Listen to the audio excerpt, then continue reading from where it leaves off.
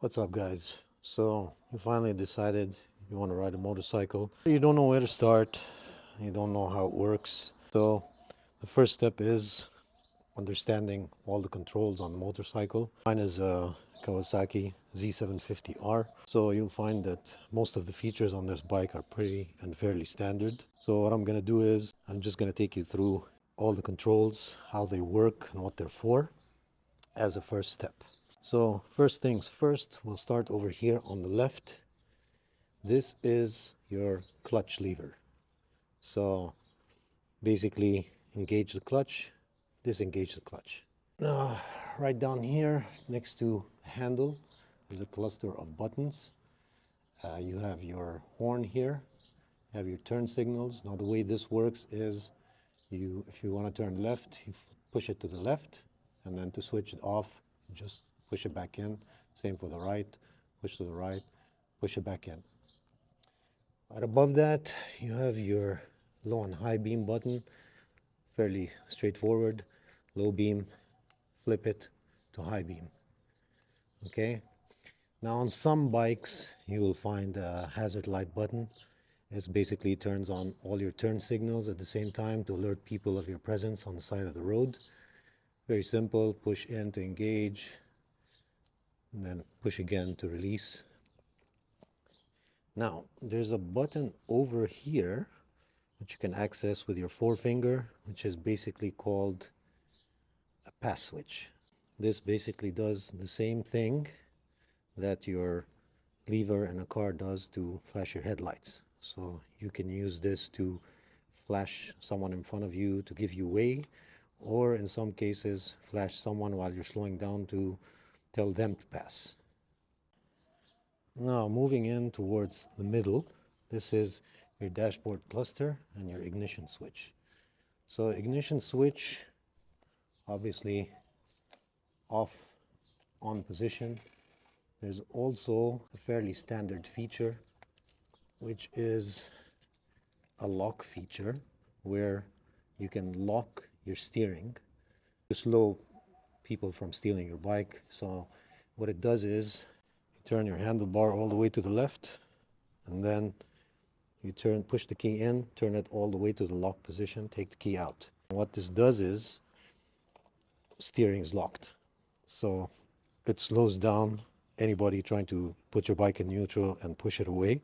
My bike weighs 500 pounds, so not easy to lift. So it's pretty useful. Also, on the other side, if you go past the on, there's a little parking light feature, which is basically used if you want to quickly run into a store at night and you want your bike to be visible. You just turn this on, and then your tail lights and headlights are on.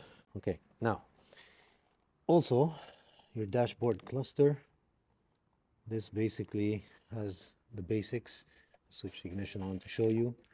So RPMs, I have a digital speedometer, gives you mileage on your bike.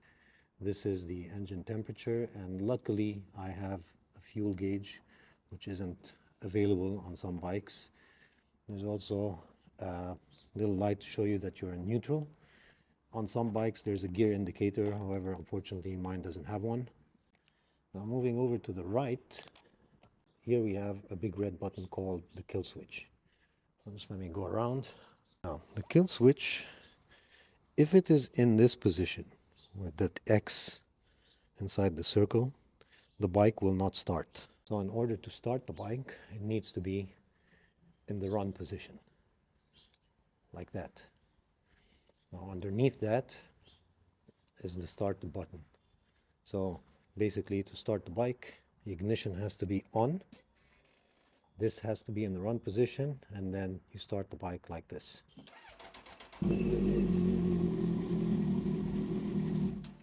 So the kill switch is there for emergencies and for easy access in case you need to switch the bike off very quickly. So for example, if you drop the bike and it's still running and there's fuel leaking, this is a quick way to switch it off. Easier than fumbling, trying to turn the key while the bike is down.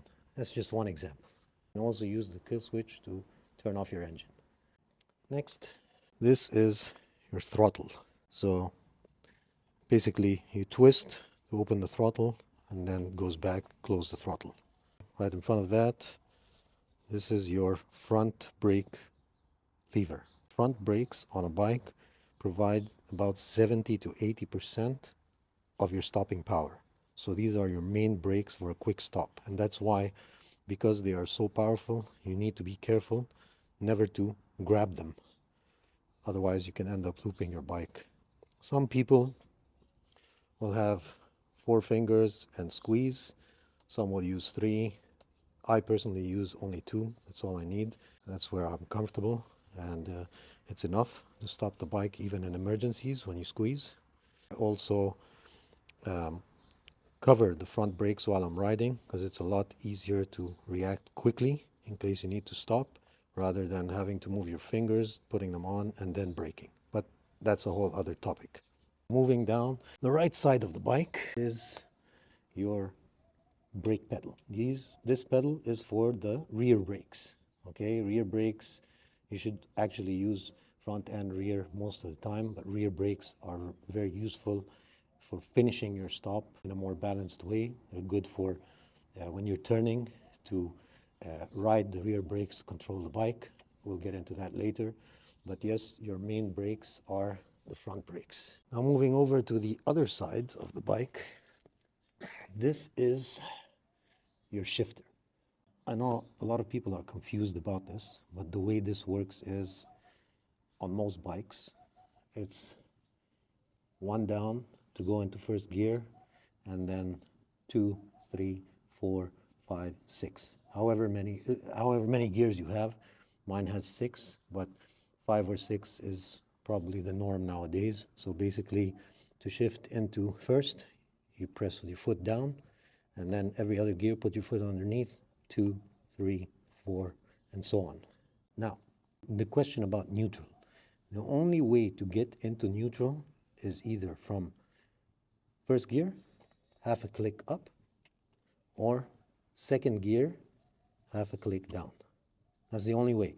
You can't go into neutral from any other gear except first and second. And that's basically how it works. So if you think about it, it's basically the reverse of how a manual car works. So instead of the clutch and gas pedal being controlled by your feet, you're controlling them with your hands. And instead of the shifter being controlled by your hands, it's controlled by your left foot. So these are basically the controls on any bike. Just give you an idea of how it works. If you like this video, please like and please subscribe for more. I'll be putting up more videos on how to get started on riding a motorcycle if you don't know anything about them or if you've never ridden before. And thank you for watching.